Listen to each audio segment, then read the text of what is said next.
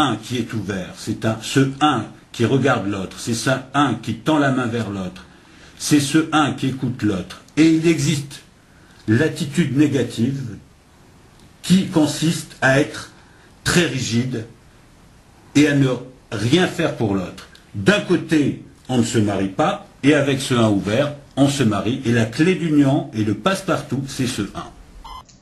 Cette représentation symbolique du un et du un existe dans toutes sortes de relations, qu'elles soient internationales ou qu'elles soient individuelles, qu'elles soient commerciales ou familiales. Seule une réduction de l'ego peut permettre l'union. 4 grands types de relations humaines. Les deux parallèles, c'est deux personnes qui ne se rencontrent pas ou deux égaux. Le M, c'est l'un qui regarde l'autre, c'est l'un qui entend l'autre, c'est l'un qui salue l'autre. Le N, c'est un qui ne veut pas voir l'autre, c'est un qui tourne le dos à l'autre. Le quatrième, le cœur, c'est l'un et l'autre qui arrondissent les angles. La première figure des 4 types de relations, c'est 2-1 parallèles. Il s'agit de 2 indifférences, il s'agit de 2 intransigeances, c'est l'absence de contact. Un qui se retrouve par exemple dans une soirée de célibataires et qui ne se parle pas. C'est aussi un qui, à force d'exigence à balayer toutes les possibilités, se retrouve sans partenaire. C'est aussi quand 2 personnes sont en négociation et que chacun campe sur ses positions, il n'y a plus de relation, et donc finalement ils finissent par se tourner le dos comme dans la photo. Parce que là où l'ego est fort, il n'y a pas de place pour l'autre. Quand un fait face à l'autre, c'est déjà un début d'entente. Et ça forme la figure M. M comme aimer, M comme miroir, parce que finalement chacun va reproduire un petit peu ce que l'autre fait. Il y a une espèce de mimétisation entre les deux. M comme une maison. M, c'est la lettre du milieu de l'alphabet. C'est en numérologie hébraïque le 1 égale 13 comme Ahava, c'est-à-dire aimer. Et quand 1 et 1 se font face et quand 1 et 1 se marient, c'est 1 égale 13, 13 plus 13 égale 26, c'est le nom, le plus petit nom de Dieu. C'est une alliance, le mariage c'est une alliance avec Dieu et avec les forces célestes, parce que, comme nous l'avons vu, eux ont déjà fait l'union. Vous avez certainement entendu parler de l'arche sacrée d'alliance, notamment avec Spielberg, et sur cette arche sainte, il y avait 2 chérubins. Quand ils se faisaient face, c'est-à-dire qu'ils formaient la figure M, Israël était en paix. Quand ils se tournaient le dos, Israël était en guerre, c'est-à-dire qu'il y avait des problèmes. Parce que Dieu a voulu matérialiser un concept qui est spirituel, c'est une idée, c'est qu'il faut se faire face, il faut faire face aussi à ses problèmes. Autre chose, sur la figure, il y a une barre rouge qui est plus prolongée. Pourquoi? Parce que bien souvent, il y a des disputes parce que l'un donne soi-disant plus que l'autre, l'un fait plus que l'autre. Qu'importe qui fait le plus, ce qui est important, c'est d'arriver au but et c'est de construire une maison. Qu'importe le flocon pour conquérir l'Everest. La 4e figure représente un cœur. C'est quand l'un et l'autre arrondissent les angles. C'est l'idéal. Elle se produit qu'avec le temps, après une longue période de maturation, après des disputes, après des haines, après des M, après des conciliations.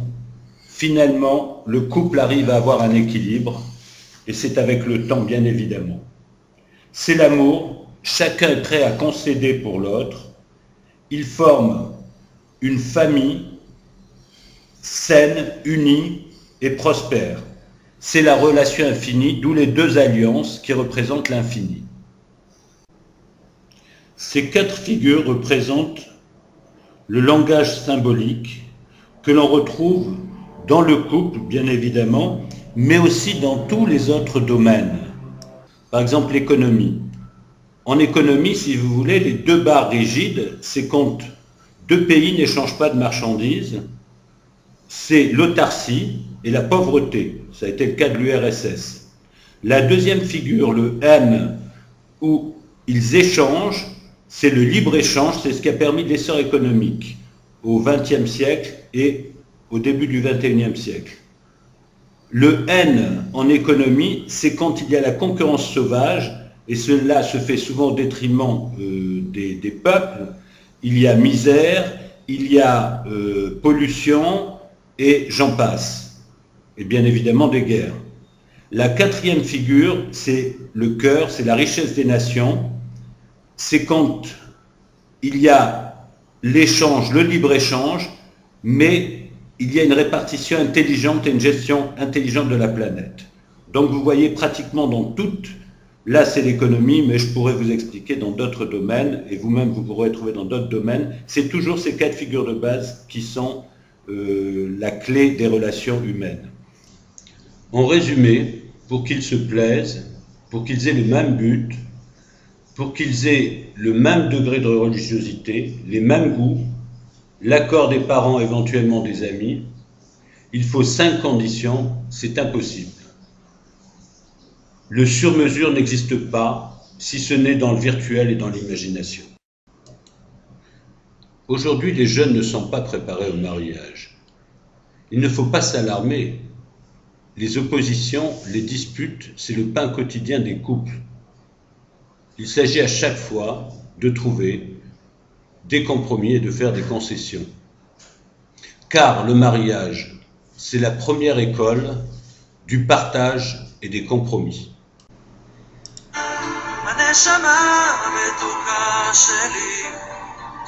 היחידה שמדליקה אותי ואיתך אני כל העולם ואיתך אני כל היקום בלעדייך אני חצי בן אדם בלעדייך אני בעצם כלום.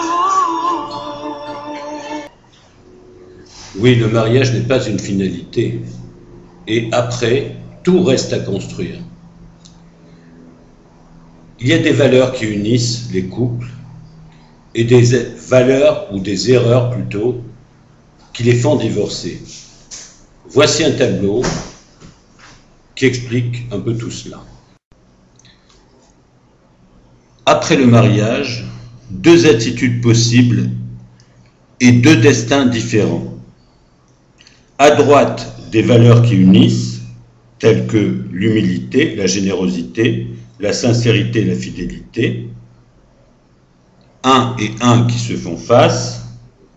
À gauche, des erreurs qui entraînent le divorce, telles que la vanité, l'égoïsme, le mensonge et l'infidélité. L'un et l'autre se tournent le dos. L'humilité, première valeur, avec ce 1 qui baisse la tête, car il faut laisser la place à l'autre. Il faut descendre son piédestal pour que l'autre s'installe.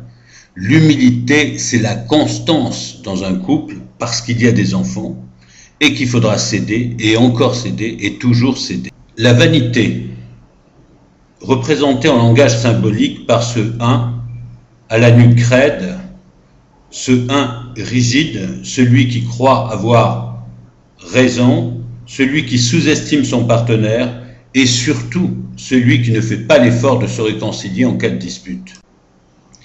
La générosité. La relation, c'est comme un miroir. Ce que l'on donne, on le reçoit, avec bien évidemment un décalage dans le temps. Il faut donner de l'affection, il faut donner du plaisir, il faut aider l'autre pour que l'autre en fasse de même et créer une dynamique d'entraide. L'égoïsme est incompatible avec le mariage. Autant rester seul. La sincérité est indispensable. Elle introduit la confiance.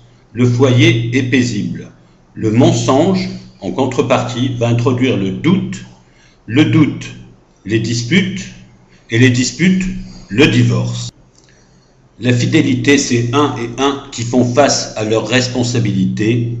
C'est l'assurance d'un couple stable, solide et un milieu équilibré pour l'éducation des enfants. L'infidélité, c'est souvent le résultat de mésententes dues à un ego prononcé. Cela se transforme souvent en cauchemar. La famille est déstabilisée.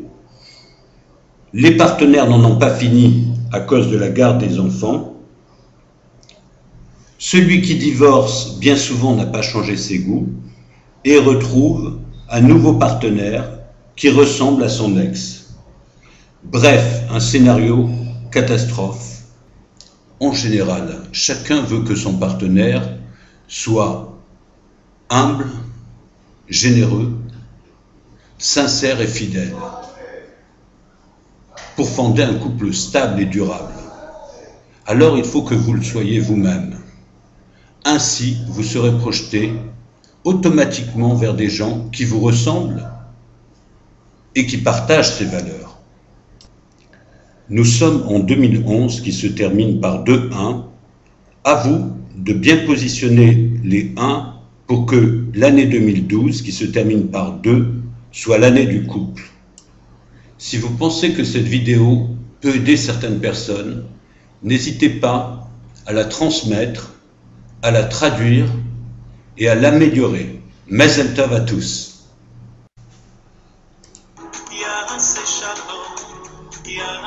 Shalom, shalom,